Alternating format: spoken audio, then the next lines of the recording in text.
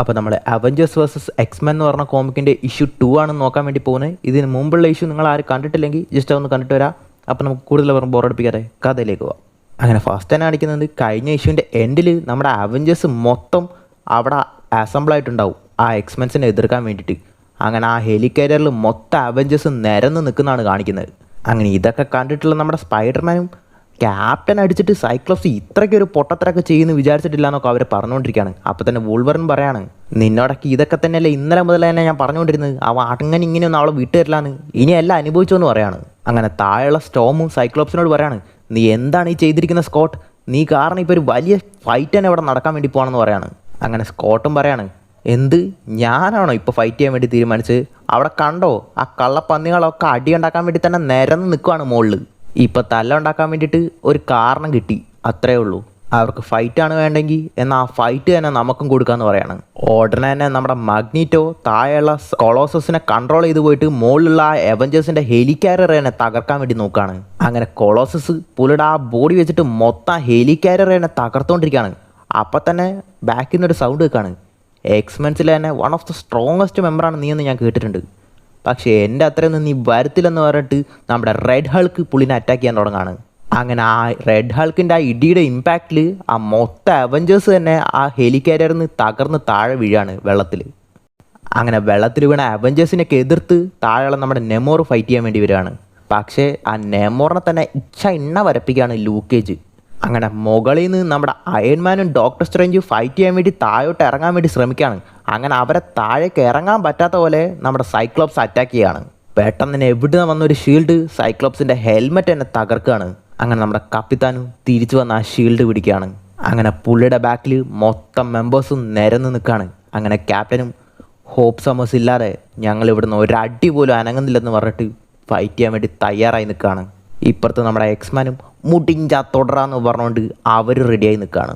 അങ്ങനെ ഈ ഫൈറ്റൊക്കെ നടന്നുകൊണ്ടിരിക്കുന്നത് ആ യൂട്ടോപ്പിയയിൽ ഓൾറെഡി ഒരു കുട്ടികൾക്കുള്ള ക്ലാസ് നടന്നിട്ടുണ്ടായിരുന്നു. അങ്ങനെ ആ ക്ലാസ്സിലുള്ള ജൂനിയർ എക്സ്മെൻസ് ഒക്കെ കാണുകയാണ്. അങ്ങനെ അവരും അവഞ്ചേഴ്സ് വേഴ്സസ് എക്സ്മെൻ എന്നുള്ള ഫൈറ്റ് നടന്നുകൊണ്ടിരിക്കുകയാണ്. അപ്പം നമുക്കിന്ന് സ്കൂൾ ഉണ്ടാവില്ല, ലീവ് ആയിരിക്കും എന്നൊക്കെ അവർ പറഞ്ഞുകൊണ്ടിരിക്കുകയാണ്. അങ്ങനെ അവർ പറഞ്ഞുകൊണ്ടിരിക്കുന്ന ആ ടൈമിൽ തന്നെ നമ്മുടെ എമ്മ ഫ്രോസ്റ്റ് ആ ഹോപ്പിനെ ആ സ്കൂളിലേക്ക് കൂട്ടിക്കൊണ്ടുവന്ന് അവിടെ അടച്ചു വെക്കുകയാണ്.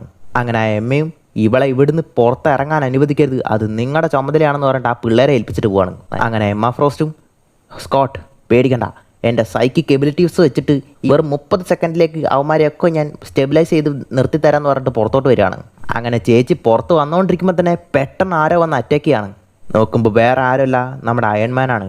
അങ്ങനെ പുള്ളിക്കാരത്തിയും, എന്താ മുളുസേ ടെലിപാത്തിക് പവേഴ്സ് യൂസ് ചെയ്തിട്ട് എല്ലാവരെയും 30 സെക്കൻഡ് സ്റ്റെബിലൈസ് ചെയ്യാൻ വേണ്ടിയിട്ടല്ലേ ശ്രമിച്ചേ? ഏട്ടായിക്ക് അത് ആദ്യം മനസ്സിലായി, ഇപ്പം നീ ശ്വസിച്ചല്ലോ, അതെന്താണെന്നറിയോ? മൈക്രോസ്കോപ്പിക് ടെലിപാത്തിക് ലേസേഴ്സ്. മകാളി എത്രത്തോളം മോളുടെ പവേഴ്സ് യൂസ് ചെയ്യാൻ വേണ്ടി ശ്രമിക്കുന്നോ അത്രത്തോളം നിൻ്റെ ബ്രെയിനിനെ അത് ഷോക്ക് ചെയ്തുകൊണ്ടിരിക്കുമെന്ന് പറയാണ്. മോൾ കുറച്ച് നേരത്തേക്ക് മോളുടെ ശരീരം ഒന്ന് നോക്കിക്കോ, ചേട്ടായി അപ്പോഴത്തേക്ക് അവന്മാരെ ഒന്ന് ഡീൽ ചെയ്തിട്ട് വരാമെന്ന് പറഞ്ഞിട്ട് പുള്ളി പോവാണ്. പക്ഷേ എമ്മ ഫ്രോസ്റ്റും പോകുന്നതിന് മുമ്പ് തന്നെ അവളുടെ ബോഡി ക്രിസ്റ്റലായിട്ട് മാറ്റിയിട്ട് നമ്മുടെ അയൺമാൻ അറ്റാക്ക് ചെയ്യാണ്. ഉടനെ തന്നെ അങ്ങോട്ടേക്ക് നമ്മുടെ മാഗ്നീറ്റോയും വരികയാണ്. അങ്ങനെ മാഗ്നീറ്റോ പുള്ളിയുടെ EMF പവേഴ്സ് യൂസ് ചെയ്തിട്ട് അയൺമാൻ എതിർത്ത് നിൽക്കുകയാണ്. പക്ഷേ അയൺമാൻ അതിനൊക്കെ കൗണ്ടർ ചെയ്യാനുള്ള മാർഗ്ഗങ്ങൾ ഓൾറെഡി കണ്ടുപിടിച്ചിട്ടുണ്ടായിരുന്നു. അതായത് മാഗ്നീറ്റോ അയൺമാൻ്റെ സൂട്ട് കൺട്രോൾ ചെയ്യാതിരിക്കാനുള്ള പരിപാടിയൊക്കെ പുള്ളി ഓൾറെഡി ആ സൂട്ടിൽ ചെയ്ത് വെച്ചിട്ടുണ്ടെന്ന്.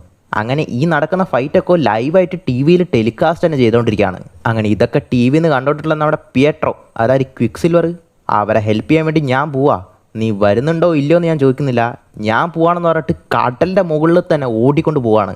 അങ്ങനെ 350 കിലോമീറ്ററിന് മുകളിൽ വെറും 7 സെക്കൻഡിനുള്ളിൽ കടന്നു വന്നിട്ട് പുള്ളിയുടെ തന്തപ്പടിനെ തന്നെ വന്ന് അറ്റാക്ക് ചെയ്യാണ് ക്വിക്ക് സിൽവർ, അതായത് മാഗ്നീറ്റോനെ.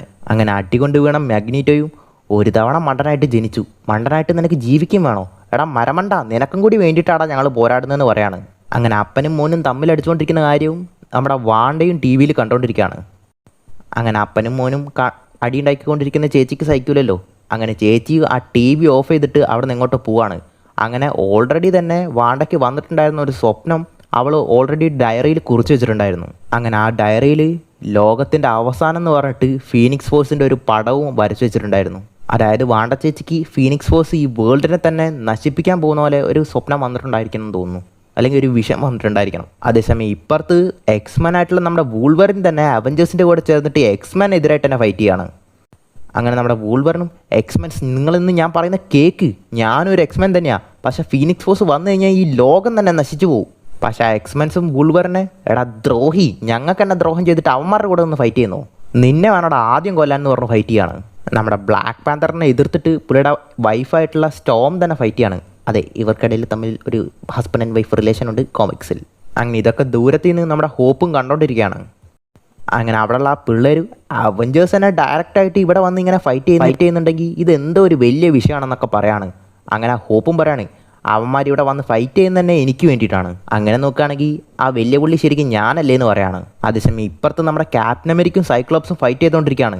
അങ്ങനെ ക്യാപ്റ്റനും പറയാണ്, സ്കോട്ട്, എനിക്ക് നിന്നെ വർഷങ്ങളായിട്ട് അറിയാം, പക്ഷേ ഇത്രയ്ക്കും പൊട്ടണ പോലെ നീ നടക്കുമെന്ന് എനിക്കറിയില്ല.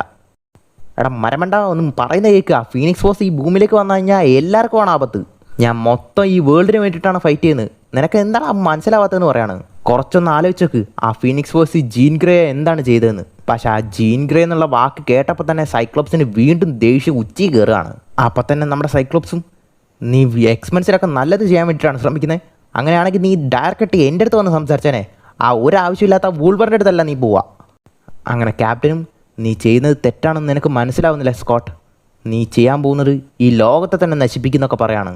അങ്ങനെ ഈ പൊട്ടനുണ്ടോ മനസ്സിലാവുന്നത്. അങ്ങനെ സൈകെട്ട ക്യാപ്റ്റനും പുള്ളിയുടെ ഷീൽഡ് വെച്ചിട്ട് തന്നെ ഇടിച്ച് അവനെ നോക്കൗട്ട് ചെയ്യാണ്. അങ്ങനെ ക്യാപ്റ്റനും, ഞാൻ പറയുന്ന മര്യാദയ്ക്ക് കേട്ടോ, എനിക്ക് വേണ്ടത് ഹോപ്പിനെ മാത്രമാണ്, മര്യാദയ്ക്ക് അവളെ ഞങ്ങളുടെ കയ്യിൽ ഏൽപ്പിച്ചേക്ക്, ബലമായിട്ട് ഞങ്ങളെ കൊണ്ട് ഇവിടുന്ന് പിടിച്ച് അവളെ കൊണ്ടുപോകാൻ ആക്കരുതെന്ന് പറയാണ്. ഉടനെ തന്നെ അവിടെ ഉണ്ടായിരുന്ന എക്സ്മെൻസിലെ മാജിക് എന്ന് പറഞ്ഞിട്ടുള്ള ഒരു ക്യാരക്ടർ നോക്കിയിട്ട് നമ്മുടെ സൈക്ലോപ്സും ബാക്ക് ഡോർ എന്ന് പറയാണ്. ഉടനെ തന്നെ അവളും അവിടുന്ന് മറിഞ്ഞു പോവാണ്. ഉടനെ തന്നെ കപ്പിത്താനും നമ്മുടെ സ്ട്രേഞ്ചിൻ്റെ അടുത്ത് അവളെ ഫോളോ ചെയ്യാൻ വേണ്ടി പറയാണ്. അങ്ങനെ ഡോക്ടർ സ്ട്രേഞ്ചും പുള്ളിയുടെ ആസ്ട്രൽ ഫോമിൽ അവളെ ചേസ് ചെയ്ത് പോവാണ്. പക്ഷേ മാജിക് ചെയ്താൽ മുതൽ ആ ആസ്ട്രൽ ഫോമിലുള്ള നമ്മുടെ ഡോക്ടർ സ്ട്രേഞ്ചിനെ ലിംബോയിൽ കൊടുക്കുകയാണ്. അങ്ങനെ നമ്മുടെ സൈക്ലോപ്സും കുറച്ച് നേരം ഇവരെ ഹോൾഡ് ചെയ്ത് വെച്ചാൽ മതി, അപ്പോഴേക്കും നമുക്ക് ഹോപ്പിനെ രക്ഷിക്കാൻ പറ്റുമെന്ന് പറഞ്ഞിട്ട് ചുറ്റും നോക്കാണ്. വൂൾവറിനെ കാണുന്നില്ല. പക്ഷേ അതേസമയം നമ്മുടെ വൂൾവറിനും സ്പൈഡർമാനും ആ കടലിൻ്റെ ഉള്ളിൽ കൂടെയുള്ള ഒരു ടണൽ മൂലം ആ മാൻഷൻ്റെ ഉള്ളിലേക്ക് പോകാൻ വേണ്ടി ശ്രമിക്കുകയാണ്. ആ സമയത്ത് ഹോപ്പ് അവളുടെ മൊത്തം പവേഴ്സ് യൂസ് ചെയ്യാൻ വേണ്ടി ശ്രമിക്കുകയാണ്. കുറച്ചായിട്ട് ആ മൊത്തം ഫീനിക്സ് ഫോഴ്സും അവളെ ടേക്ക് ഓവർ ചെയ്യാൻ ശ്രമിക്കുകയാണ്. ആ സമയത്ത് തന്നെ നമ്മുടെ വൂൾവറിനും സ്പൈഡർമാനും ഡോർ തുറന്ന് അങ്ങോട്ട് എത്താണ്. അങ്ങനെ ഹോപ്പിനെ കണ്ടതും നമ്മുടെ വൂൾവറിൻ, എന്നോട് ക്ഷമിച്ചേക്ക്, പക്ഷേ എനിക്ക് വേറെ വഴിയില്ല, നീ ഇവിടെ ഉണ്ടാവാൻ പാടില്ലെന്ന് പറഞ്ഞിട്ട് ആ ക്ലോസ് യൂസ് ചെയ്തിട്ട് ആ ഹോപ്പിനെ തന്നെ കൊല്ലാൻ വേണ്ടി വരികയാണ്. പക്ഷേ ഹോപ്പ് അവളെ ഫീനിക്സ് ഫോഴ്സിൻ്റെ പവേഴ്സ് യൂസ് ചെയ്തിട്ട് ആ വൂൾവറിനെ തന്നെ കത്തിച്ച് ചാമ്പലാക്കി കളയാണ്. ചുറ്റുമുള്ള എല്ലാവരും അടിച്ചിട്ടിട്ട് ആ മുഴുവൻ ഫീനിക്സ് ഫോഴ്സിൻ്റെ പവേഴ്സായിട്ട് ആ കടലിൻ്റെ മുകളിൽ കൂടെ തന്നെ അവൾ ഓടാൻ തുടങ്ങാണ്. അങ്ങനെ അവിടെ വന്നിട്ടുള്ള നമ്മുടെ സൈക്ലോപ്സും ക്യാപ്റ്റനും ബാക്കി അവഞ്ചേഴ്സും എക്സ്മെൻസും എല്ലാം അടുത്ത് ഇനി എന്താണ് നടക്കാൻ പോകുന്നതെന്ന് അറിയാതെ ആശ്ചര്യത്തിലും പേടിയിലും നിൽക്കുകയാണ്. അതേസമയം ഔട്ടർ സ്പേസിൽ നമ്മുടെ തോറിൻ്റെ തലമേൽ പോയിട്ടുള്ള ആ ടീം എല്ലാവരും ഇപ്പോൾ ആ ഭൂമിയിലേക്ക് വന്നുകൊണ്ടിരിക്കുന്ന ഫീനിക്സ് ഫോഴ്സിനെ മീറ്റ് ചെയ്യാണ്. അങ്ങനെ ഇവരാരും ഇത്രയ്ക്കും പവർഫുൾ ആയിട്ടുള്ള ഒരു ഫോഴ്സിനെ ഇതുവരെ മീറ്റ് ചെയ്തിട്ടേ ഉണ്ടായിരുന്നില്ല. അങ്ങനെ ഇവരുടെ മുമ്പിൽ ആ മുഴുവൻ ഫീനിക്സ് ഫോഴ്സും വന്ന് നിന്ന് സൗണ്ട് ഉണ്ടാക്കാൻ തുടങ്ങാണ്. അങ്ങനെ അവരെ എല്ലാവരോടും നമ്മുടെ തോർ പറയാണ്, ജീവിക്കാനായാലും മരിക്കാനായാലും ഈ ദിവസം അത് നമ്മൾ ഓർമ്മിക്കണം എന്ന് പറയാണ്. അവിടെ ഈ ഇഷ്യൂ തീരുകയാണ്. ഇനി എന്തായിരിക്കും നടക്കാൻ വേണ്ടി പോകുന്നത്? നമ്മുടെ തോറിനും ടീമിനും ഈ ഫീനിക്സ് ഫോഴ്സിനെ എതിർത്ത് ഔട്ടർ സ്പേസിൽ തന്നെ തടയാൻ പറ്റുമോ? അവിടെ താഴെ ഭൂമിയിൽ ആ ഹോപ്പ് സെമസ്റ്റർ എന്തായിരിക്കും ചെയ്യാൻ പോകുന്നത്? നോക്കാം ഇനി വരുന്ന ഇഷ്യൂസിൽ.